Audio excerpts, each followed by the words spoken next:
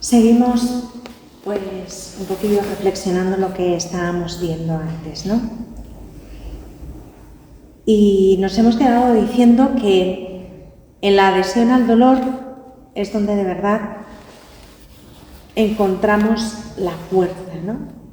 De hecho, la Escritura, no me acuerdo ahora en qué salmo, no me acuerdo en cuál de ellos, pero en uno de los salmos nos habla del pan de las lágrimas, ¿no? Y hay una bienaventuranza que nos dice: bienaventurados los que lloran, porque ellos serán consolados, ¿no? Y esto pues nos lo tenemos que creer. Lo primero de todo, saber que abrazando el dolor encontramos fuerza para sobrellevarlo, mientras que rechazándolo, maldiciéndolo, dándole patadas, como diría San Pablo, dando coces contra el aguijón, pues la situación se hace mucho más difícil, ¿no?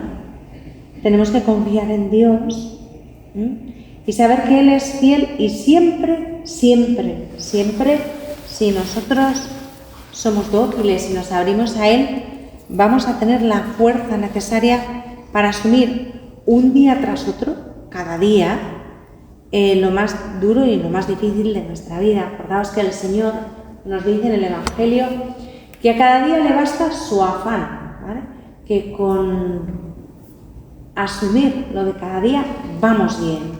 Y uno de nuestros grandes errores es estar pensando: si yo ahora tengo, esta enfermedad, ¿cómo voy a estar así toda la vida? ¿Cómo voy a estar así 5, 10, 15, 20 años, lo que me quede de vida? Y eso es claramente una tentación, porque tú no sabes si vas a vivir media hora más, ¿no?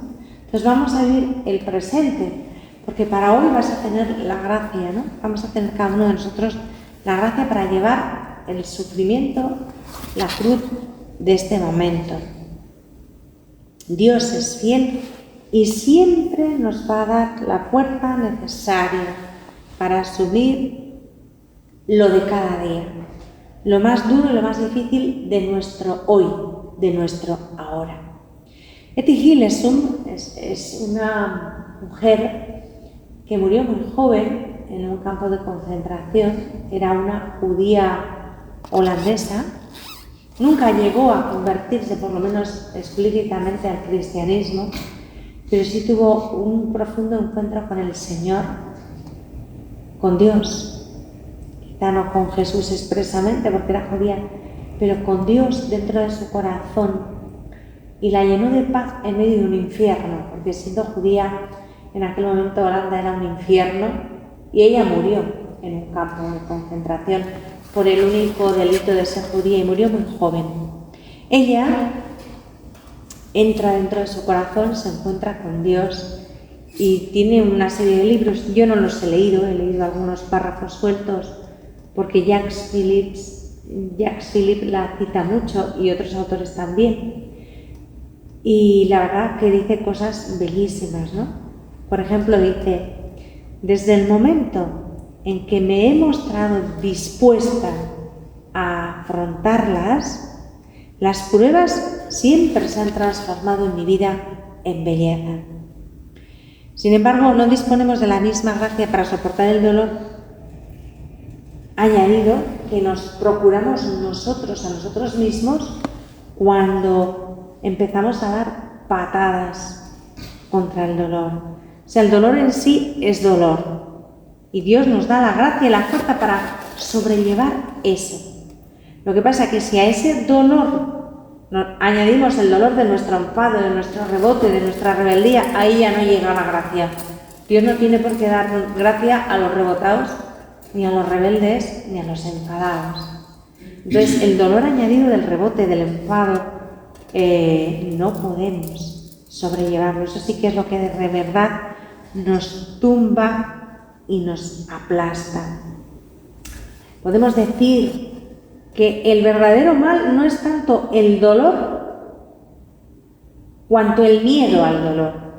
Si acogemos con confianza y con paz y serenamente el dolor, ese sufrimiento nos va a hacer crecer. El dolor nos hace crecer, nos educa, nos purifica, nos enseña a amar de verdad, de modo desinteresado. El sufrimiento, el dolor, es una escuela que nos hace humildes, nos hace mansos, nos hace comprensivos y compasivos con el prójimo, mientras que el miedo al dolor, por el contrario, nos endurece, nos crispa, nos encorseta en actitudes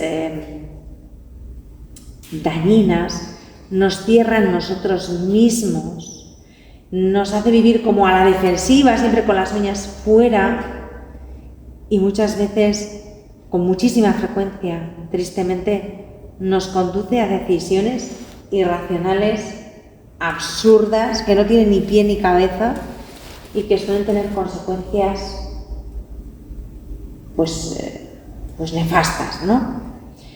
Los peores sufrimientos del hombre, dice Etty Hillesum, dice, son los que se temen.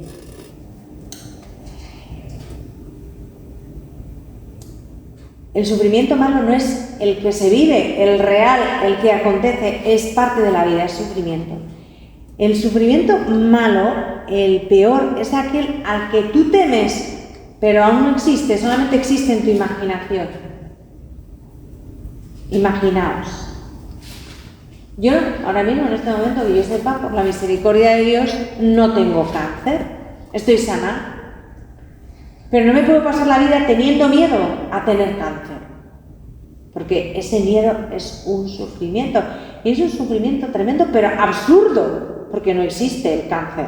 Solo existe en mi cabeza, en mi imaginación, un temor, un miedo irracional, absurdo, como todos los miedos, pero bueno, ese miedo me está machacando. El problema aquí no es el cáncer, ni aun cuando lo llegara a tener, sino el miedo atroz a tenerlo y el rechazo. Y eso, imaginaos que en virtud de ese miedo que me tiene atormentada, tengo miedo de tener cáncer, pero una mujer espérate a tenerlo, ¿no? No, y tengo miedo, y vivo aterrada y sufriendo muchísimo, porque ese miedo me está haciendo sufrir. De cáncer ni asomo en mi organismo. Pero el miedo al cáncer me tiene machacada. Y como tengo miedo, estoy generándome un sufrimiento horrible, que es peor que el cáncer mismo, y que además me lleva a tomar decisiones irracionales. Imaginaos que para prevenir el cáncer, por si algún día lo tengo, voy a que me pongan quimioterapia o radioterapia. Pero muchacha, como tengo miedo a tener, yo qué sé, cáncer de estómago, voy a ir a que me estirpen el estómago, que me lo quiten para no tenerlo, para prevenirlo. Entonces, si queréis, es un ejemplo un poco exagerado, pero es muy gráfico, porque el miedo nos lleva a tomar decisiones absurdas, o sea, totalmente irracionales, y que suelen tener consecuencias nefastas. Esto sucede en cantidad de cosas en la vida. El sufrimiento malo no es el que vivimos, sino el que representamos, la película que nos montamos en la cabeza, ¿no? Que se llega a apoderar de nuestra imaginación y nos lleva a situaciones que no son reales, que son falsas. Es que yo creía que yo a ti te caía mal. No me caes ni bien ni mal, simplemente a lo mejor me eres indiferente o me caes fenomenal. Pero como tú crees que yo te caigo mal, por si acaso ya tomo medidas. Y entonces tomo distancia contigo y no quiero saber nada contigo porque creo que te caigo mal. Y yo diciendo, esa persona, ¿por qué no me dice la palabra? ¿Por qué actúa así? ¿Qué le pasa? Pues porque se está imaginando una película que no es real. Y ese es el sufrimiento malo, no el que sucede de verdad, sino el que representamos en nuestra cabeza, ¿no? El problema no está en la realidad, porque para la realidad nos basta su gracia, es palabra del Señor, palabra de Dios revelada por San Pablo. Me basta su gracia. La realidad, que es buena, que es positiva, aun en su parte dolorosa, que no la estamos negando, podemos sobrellevarla con la gracia de Dios. Pero la película mental que nos montamos muchas veces, esa ya no la podemos sobrellevar y nos puede destrozar. Esto hay que tenerlo claro, ¿vale? ¿Y por qué nos montamos películas? Porque como no confiamos en Dios y tenemos miedo al sufrimiento a priori, pues antes de que llegue ya estamos poniendo la venda en una herida que no existe. Y esto, desde el punto de vista de la psicología, tiene su explicación. Yo no os la sé dar, porque no soy psicóloga, ni falta que me hace, pero la experiencia de la vida me dice que esto sucede, y sucede con mucha más frecuencia de lo que creemos. Así que, por favor, vamos a pisar el suelo, vamos a ponernos delante de Dios y vamos a vivir pues cosas evangélicas tan básicas como que a cada día le basta su afán, aquello como sé de quien me he fiado, aquello otro que dice te basta su gracia, y vamos a dejar de montar cines y películas en nuestra cabeza. Vamos a vivir confiadas, descansando en el Señor. Es verdad que tampoco nos ayuda el ambiente cultural en el que a día de hoy vivimos aquí en esta Europa del siglo XXI. No sé en otros lugares del mundo, pero en esto que se llama el primer mundo, en Europa, en concreto en nuestra España, tan pagana, tan sumamente materialista, pues estamos rodeados de un ambiente que no cesa de repetirnos todo el rato como una música de fondo y la cantinela que nos predica, porque esto tiene su evangelio, su buena noticia, la buena noticia del mundo, que es mentira, pero bueno, como todo el mundo, pero repite su evangelio, nos canta su canción y es una música de fondo que está ahí y nos va perforando el alma, la vida, el cerebro, el corazón y se va instalando, ¿no? Y esto llega pues a través de su publicidad, de los medios de comunicación. Y la regla de vida es huir del dolor a cualquier precio. No busques más que el bienestar y el placer, lo que a ti te agrada. Eso es lo que continuamente, por activa, pasiva y perifrástica, nos están inoculando a todos, todo el tiempo. Y eso es nefasto, horrible, y además es mentira. Porque el mundo, cuando repite eso y nos habla del dolor como una maldición que hay que erradicar, ¿no? Parece que repitiéndonos eso todo el rato nos están queriendo vacunar contra el dolor y es mentira. Nos están haciendo absolutamente vulnerables al dolor, porque a la primera de cambio sobre la marcha, en cuanto llega la menor contrariedad o el menor sufrimiento, la torta es total porque no tenemos ningún tipo de fuerza ni de capacidad de sobrellevarlo, porque nos han dicho que el dolor no existe, que es mentira, que no pasa nada y que si viene tenemos medios para combatirlo. Y es mentira, pero nos lo están contando todo el tiempo y si ves que viene, huye en dirección contraria, pues cuando llega, que va a llegar, porque nos están diciendo que no va a pasar y es mentira, va a llegar, el dolor va a llegar a la vida de la persona de una manera u otra, pues el mundo se le olvida de una cosa, y es que ese principio de conducta que nos están inculcando y nos están diciendo que eso es civilización, positividad, progreso y lo mejor para el ser humano, esa mentira que nos venden así, es el modo perfecto para ser profundamente infeliz. Adoptar ese principio de conducta es situarse en la vida para pasarlo fatal y para ser profundamente infeliz. Pues a eso nos conduce el mundo. Yo no pretendo, ni mucho menos hacer aquí una defensa del dolor, una apología del dolor. ¿El dolor es guay? No, mentira. El dolor no es guay. Y tenemos que luchar con todo nuestro ser para aliviarlo de todas las maneras posibles. Todos los dolores posibles hay que intentar aliviarlos en la medida de lo posible y luchar sin descanso, y Jesús lo hizo y quiere que lo hagamos. Yo no estoy haciendo apología del dolor, pero quiero ser realista. Eso de que el dolor no existe es mentira. Y eso de que el dolor no va a llegar nunca a tu vida también es mentira. Y eso de que el dolor lo podemos vencer también es mentira. Casi siempre lo podemos aliviar un poco, pero eliminarlo, erradicarlo del todo, no es posible para el ser humano. No, como no se puede erradicar la muerte, tampoco. Entonces, la muerte no existe, no la miramos. Esa es la conducta del mundo. No. Tenemos que tener una mirada serena y realista sobre la vida. Y el dolor forma parte de nuestra vida. Forma parte de la vida humana.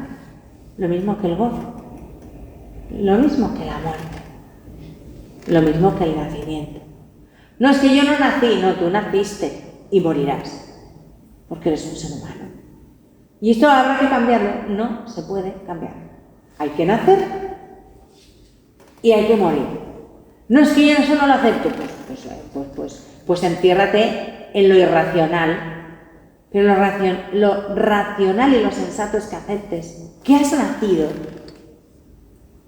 sin que nadie te haya preguntado y vas a morir sin que nadie te pregunte. Pues me parece muy mal que no me pregunten. Bueno, mira, esa ya es tu postura. La realidad es esa. Que nacemos, que morimos y entre medias vivimos. Y vivir significa gozar y sufrir. ¿En qué proporciones? Ese ya es otro tema. Pero que el dolor forma parte de nuestra vida es una realidad. No lo digo porque sea cristiana y creo en Jesucristo, no, esto ya es humano. Y el que lo niegue está pirado, es un mentiroso o no se entera. El dolor es parte de la vida. Y querer eliminarlo por completo significa eludir la vida misma, significa no vivir. Rehuir el dolor es rehuir la vida y también todo aquello que la vida puede traernos de bueno y de bello. De hecho, el Señor nos dice: quien quiera salvar su vida la perderá, pero quien pierda su vida por mí la encontrará. Y el Evangelio de Jesucristo es bastante más fiable que el Evangelio del mundo. La buena noticia que Jesús nos trae es verdad. Mientras que esas buenas noticias que el mundo nos cuenta son mentiras, son falacias, son espejismos. Obviamente, yo no tengo nada en contra del bienestar, del confort, del placer, del gozo, del disfrute, de la alegría. No tengo nada en contra, porque todo eso es bueno, Dios lo ha hecho bueno y para el bien y es parte de la vida. Si no existiera el placer, y no me refiero simplemente al placer sexual, al placer venéreo, sino al placer, al disfrute, al goce en todas sus vertientes, si no existiera eso que produce agrado, gozo, placer, disfrute, no podría hacer placer a nadie, ¿no? Y hacer placer, dar placer, hacer disfrutar, hacer gozar, alegrar la vida a los de alrededor es una manera también de demostrar el amor, ¿no? El amor a los demás. Sin embargo, o sea, que todo eso es bueno y para el bien y Dios quiere que lo hagamos, ¿eh? Sin embargo,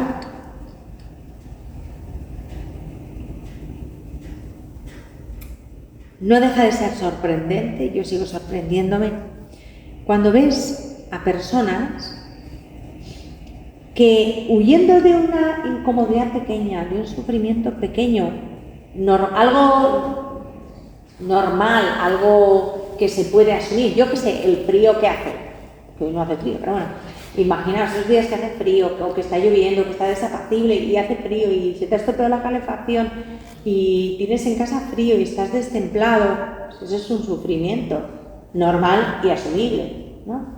Sufrimiento que está dentro de unos límites normales, pues después la gente, en virtud de esos sufrimientos, se busca otros mucho más grandes, ¿no?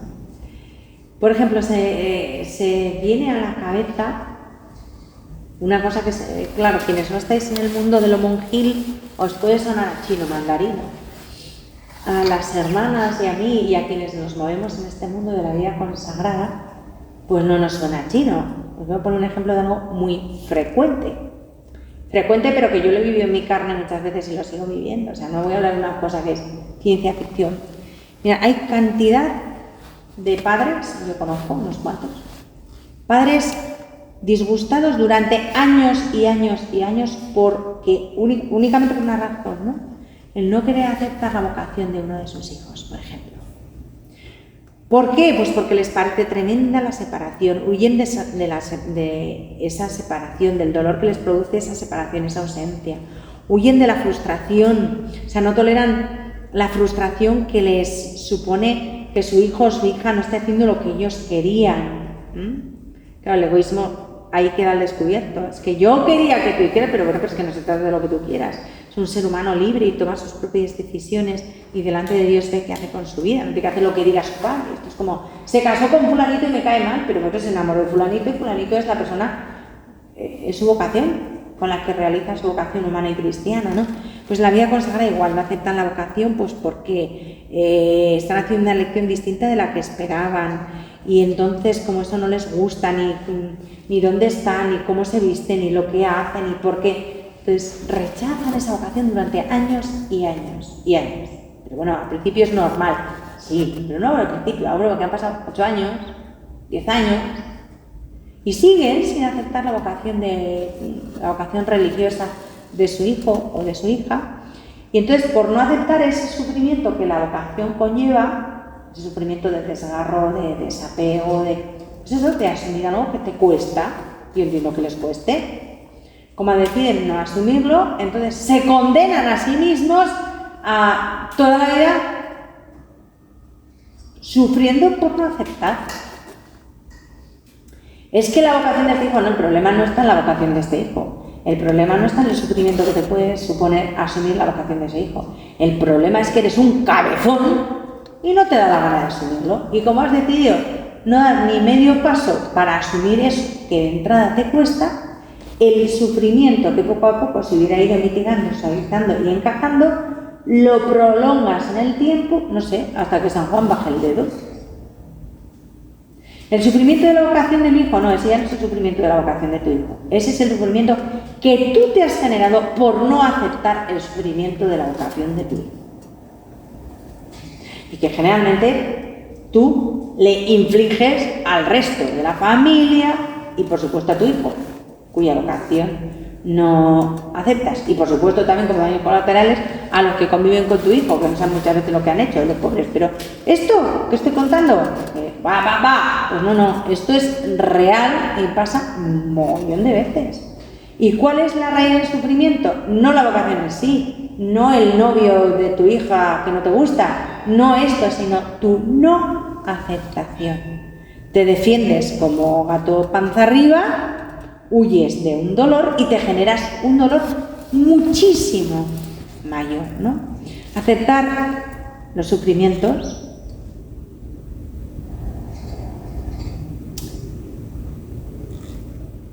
es un signo de madurez humana y cristiana. O sea, ejemplos como este que os acabo de poner de no aceptar la vocación del hijo, pues habría 800.000, muchísimos, ¿no? Y todos los ejemplos acabarían diciéndonos y enseñándonos que aceptar el dolor y el sacrificio, cuando son pues razonables y legítimos, pues no es una actitud masoquista, ni pasota, ni mucho menos suicida, sino todo lo contrario. Cuanto antes asumas y aceptes, dejarás de sufrir y podrás a lo mejor empezar a disfrutar eso que tú estás viendo como algo negativo y tiene su parte positiva, pero como estás tan encerrado, no la ves. ¿Pero cómo voy a encontrar yo un lado positivo en un cáncer? Pues hombre, yo no tengo cáncer, no sé ahora mismo, pero seguro que ahí va a haber una parte positiva.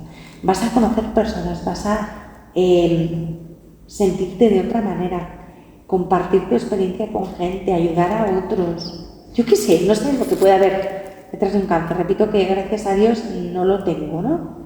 Pero seguro que hay una parte positiva en esa enfermedad y como estás furibundo y no la aceptas, te pierdes la parte bonita y solo te quedas con la fea, ¿no? Aceptar los sufrimientos propuestos por la vida y permitidos por Dios para nuestro progreso y para nuestra purificación, pues nos ahorrará sufrimientos mucho mayores. Mirad, esto se lo digo a quien se ponga delante, me da igual. Y se lo digo al mundo este que nos rodea y que nos cuenta que el sufrimiento es una maldición. No, vamos a ser realistas. Vamos a dejar de soñar de una vez por todas con una vida sin dolor, sin sufrimiento y sin lucha, porque eso no existe, no es vida. Si existe algo así será otra cosa. No es vida, lo mismo que no es vida si no se nace y no se muere, pues será un ente, yo qué sé, de Marte. Pero en el planeta Tierra se nace, se vive y se muere. Y en esa vida hay dolor y hay lucha. En esta vida no existe perdóname la redundancia, en esta vida no es posible una existencia sin lucha y sin dolor. Esa existe en el paraíso, pero en esta vida no. Mientras estemos en este mundo, en la tierra, hay dolor y hay lucha. Y hay que morir. Es que no me quiero morir. Pues te vas a morir, chica, ponte como te pongas. Naciste, estás viviendo y vas a morir. Y después tendrás el paraíso. Después tendrás una vida sin fin, sin muerte, sin dolor, sin llanto, sin lucha.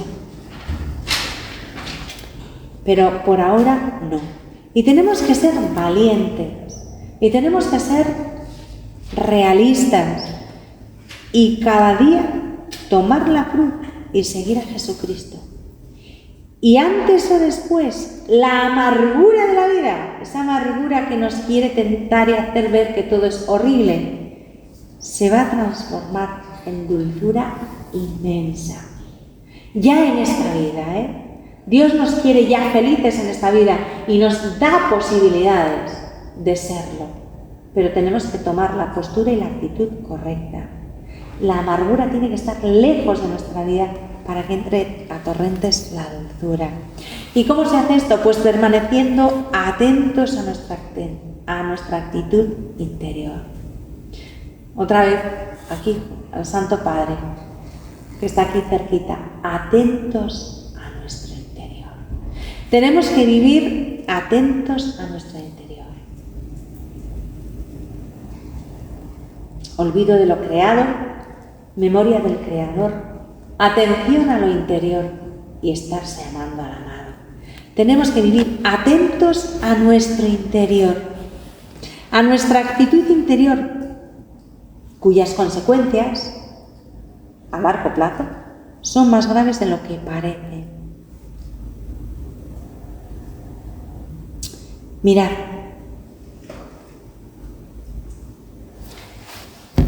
ya hemos convenido que la vida es como es y el dolor es parte de la vida. Bien, ahora la segunda parte que es muy importante es que cuando nos enfrentemos a ese dolor cotidiano, el peso del día y el cansancio y la rutina y tal, no nos lleven, que nos puede pasar, a refunfuñar por dentro todo el rato. O a estar deseando que esto se acabe de una vez. Hay que pasarlo como sea, pero que se acabe cuanto antes. Y sobre todo no caer en la tentación de perder nuestro presente soñando un futuro diferente. No, esto me pasa aquí, ahora, en estas circunstancias, pero esto se va a acabar, esto no va a ser siempre aquí. Ya llegará un momento en que esto se tiene que terminar, que se acabe cuanto antes, a ver si se acaba de una vez. Y ya, ya llegará un momento en que yo estaré más contenta, en que estaré más feliz, en que esto no va a ser, ya se me curará el cáncer, pero no. Cuando el cáncer se te cure, si es que se te cura, vivirás eso. Pero ahora tienes que ser feliz en tu cáncer, en esto que te está pasando. ¿Pero cómo voy a ser feliz con un cáncer? Pues yo repito que no lo sé porque no lo tengo. Pero se puede ser feliz siempre y en toda circunstancia, por chunga que esté la cosa. Otra cosa, paréntesis, aclaración, nota. Ser feliz no significa no sufrir. Ser feliz no significa no llorar. Ser feliz no significa que el cáncer sea rosa. No, el cáncer es cáncer y es una enfermedad chunga y que genera mucho sufrimiento. Pero eso no es incompatible con ser feliz. Lo que es incompatible con ser feliz es que tú estés todo el rato esperando a que esto se acabe cuanto antes, a que refunfuñes todo el tiempo, a soñar una vida sin cáncer. ¡No!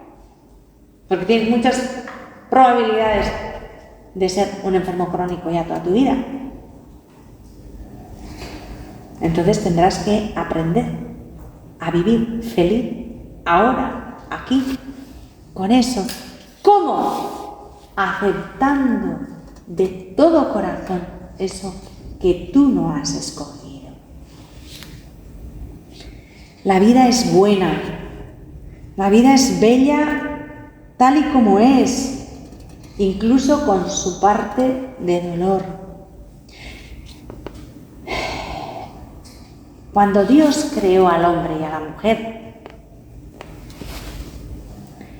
derramó sobre toda vida humana una inmensa bendición, una bendición gigantesca que nunca nos ha retirado a pesar del pecado. A pesar del pecado y todas las consecuencias del pecado, porque claro, el pecado te trae consigo un montón de sufrimientos, ¿no? Como decía una mujer de pueblo, cuando le explicaban que el dolor es consecuencia del pecado, un día decía, hay que ver la que liaron el señorito Adán y la señorita Eva, ¿no? Ellos la liaron y aquí seguimos como podemos. Bueno, pues a pesar de que el señorito Adán y la señorita Eva la liaron, y lo que liaron, la liaron bien, la verdad, a pesar del pecado y todo el sufrimiento, consecuencia del pecado, Dios nunca nos ha retirado la inmensa bendición que ha derramado sobre el género humano. Porque los dones y la vocación de Dios son irrevocables. Dios no se desdice nunca. Sobre todo el primer don y la primera llamada, es decir, la llamada a la vida, es irrenunciable. Y Dios nunca ha desistido de nuestra felicidad eterna ni de nuestra vida, por eso envió a su Hijo, por eso se inventó la movida de la redención y de la encarnación, porque no ha renunciado.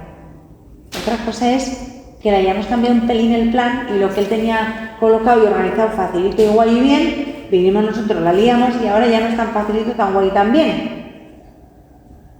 Pero Él no renuncia a que seamos sus hijos, a que vivamos eternamente y a que seamos eternamente felices con Él. Por eso, atención, que esto el mundo tampoco lo entiende. Toda existencia, toda, sin exceptuar a nadie, toda existencia, aunque se encontrara abocada al dolor, al sufrimiento, a la enfermedad, es infinitamente bendita e infinitamente valiosa. Consecuencia, nadie tiene derecho a desechar a nadie. La vida humana, sea como sea y en las condiciones que sea, pertenece a Dios, es de Dios. Él es su único dueño. Solo Él puede disponer de ella. y es infinitamente bendita e infinitamente valiosa. No he dicho es bendita y es valiosa. No, he puesto por delante el adverbio de modo infinitamente. O sea, ilimitadamente valiosa e ilimitadamente bendecida, bendita. Esto es vital. ¿Por qué lo digo con tanta fuerza y con tanta insistencia? Porque el mundo, mentiroso mundo, en manos del padre de la mentira, de Satanás, nos está conduciendo a creer lo contrario. Lo que no nos cuadra en nuestros parámetros, lo eliminamos. No sirve. ¿Y tú qué sabes? ¿Y quién eres tú? Si no hay más que un Señor. Esto es muy grave y es importante subrayarlo, porque estamos llegando en nuestra sociedad a un grado de desprecio de la vida humana que es aterrador. Estamos empezando ya se empezó hace años, pero estamos llegando a un grado de desprecio de la vida humana que causa pánico.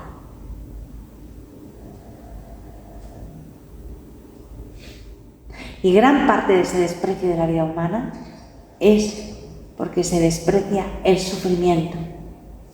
Entonces, si una vida humana puede estar de alguna manera transida de sufrimiento, ya la consideramos una maldición, algo inútil, y consideramos que hay que eliminarla. Esto es monstruoso y profundamente inmoral, gravísimo. Y están intentando hacernos ver que es normal. Al final la raíz viene del rechazo al sufrimiento.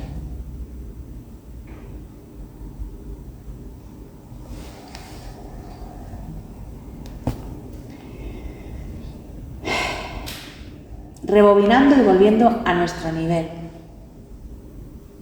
que es una manera también de reparar todas las atrocidades que se están cometiendo en aras del progreso. ¿Qué puedo hacer yo frente a la cultura de la muerte que nos rodea? ¿Cómo puedo reparar todo el dolor del corazón del Señor, que es inconmensurable? ¿Qué puedo hacer yo ante un abismo de pecado tan tremendo que me supera? Porque ya no es que vayan contra la ley de Dios, es que van contra la ley natural básica. Porque matar es inmoral, siempre. Y defender la vida es un derecho, o sea, es una obligación sagrada, desde el punto de vista moral y humano, que la vida tiene un valor incalculable para los no creyentes, infinito para los creyentes. Se está yendo contra la moral natural. Es tan tremendo que yo me veo tan pobre y tan pequeña que digo, bueno, ¿y yo qué puedo hacer para luchar contra eso? Por supuesto, rogar a Dios, que es todopoderoso. Pero luego, a mi nivel, en mi día a día, ¿qué puedo hacer? Pues reparar ahorrando energías. Esas energías que perdemos, gastamos, derrochamos, quejándonos, protestando, poniendo malas caras, castigando a los demás con nuestra dureza de corazón, con los caretos, con los moños, con el refunfuñamiento, todo el día refunfuñando, exigiendo que las cosas cambien, pero no cambiando yo. soñando imposibles, soñando un mundo mejor, que no existe ni va a existir por arte de Birlibirloque. Cambia tú tu mundo que te rodea, repara la cultura de la muerte, llenando de vida tu entorno, dando tu vida, entregando tu vida y dando vida a tu alrededor. Alegría, entrega, buenas caras.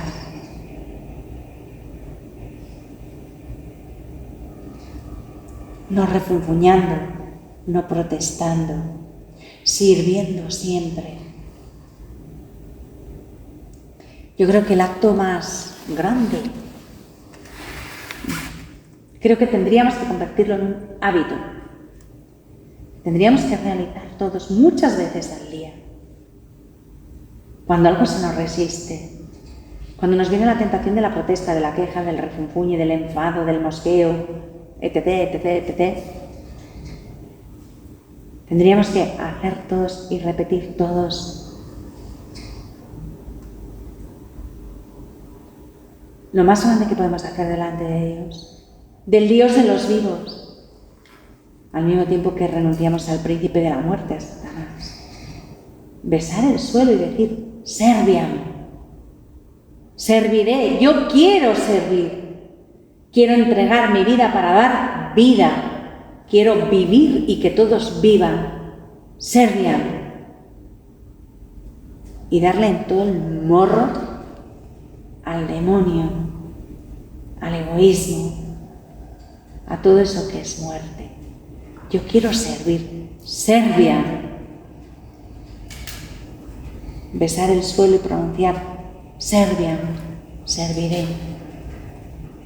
¿Cuánto glorifica eso a Dios? ¿Cuánto repara? ¿Y cuánto aleja al enemigo? ¿Qué patadas le vamos dando? ¿Cuánto le vamos debilitando?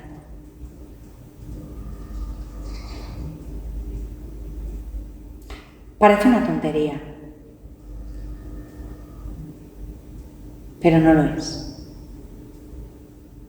Lo mismo que puede parecer una tontería pasarse horas delante de una custodia, pero sabemos que no es ninguna tontería. ¿Qué tal si a partir de mañana, cuando nos levantemos de la cama, nuestro primer gesto sea besar el suelo y decir, serviam, por hoy, serviam, solo por hoy, porque a cada día le basta su afán. Va por ti, Señor. Mi vida tuya, yo contigo. Por hoy, serviam. Y empiezo a vivir de verdad mi día. Eso también es ser pro vida. Y también es ir contra la cultura de la muerte.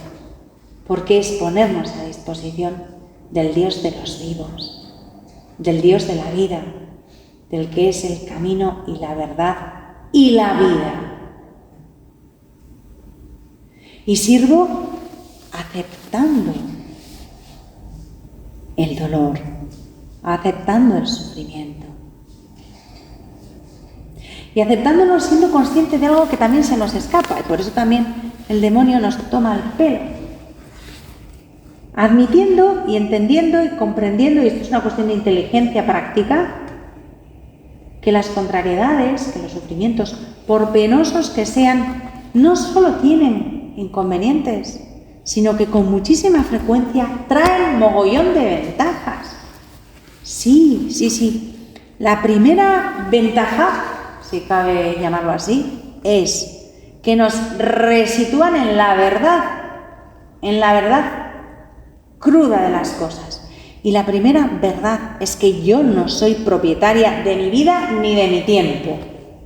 Y estas contrariedades, esto que nos descoloca, esto que nos desmonta el plan, esto que nos ha desubicado, que esto de repente me he quedado aquí silbando, mirando al techo, no sé para dónde.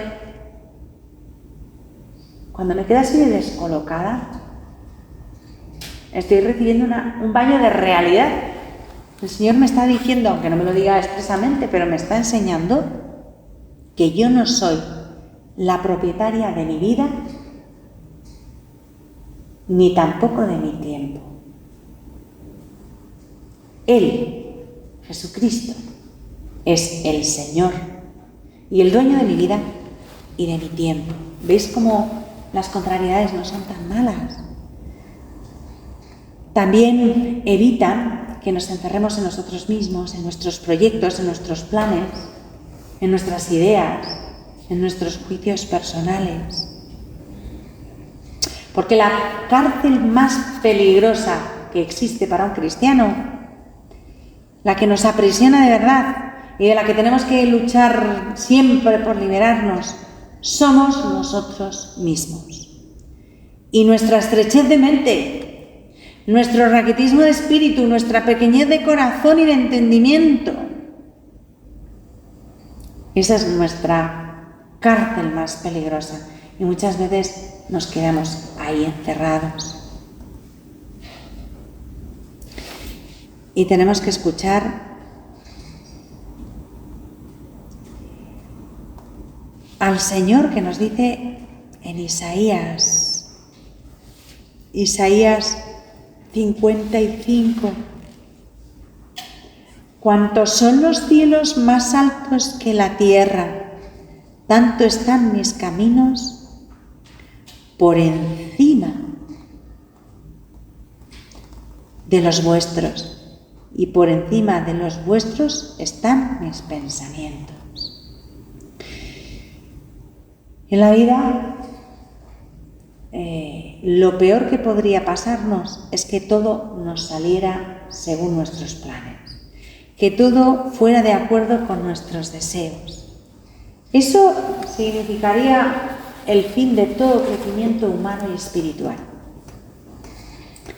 Para ir adentrándonos poco a poco en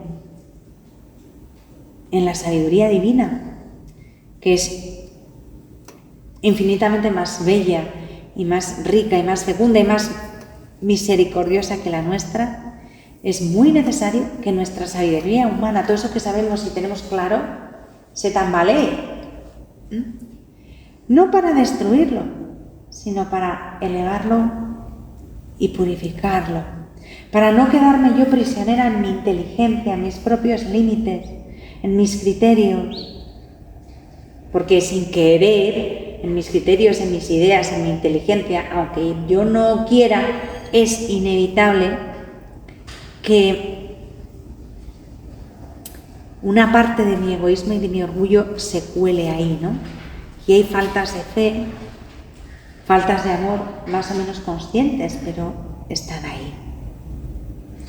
En esto tenemos que tener cuidado, porque hay en nosotros, casi siempre de manera involuntaria, pero real, como mucha estrechez de corazón, mucha estrechez de vida. Somos como muy miopes, no de cuerpo, sino de alma, de espíritu, ¿no?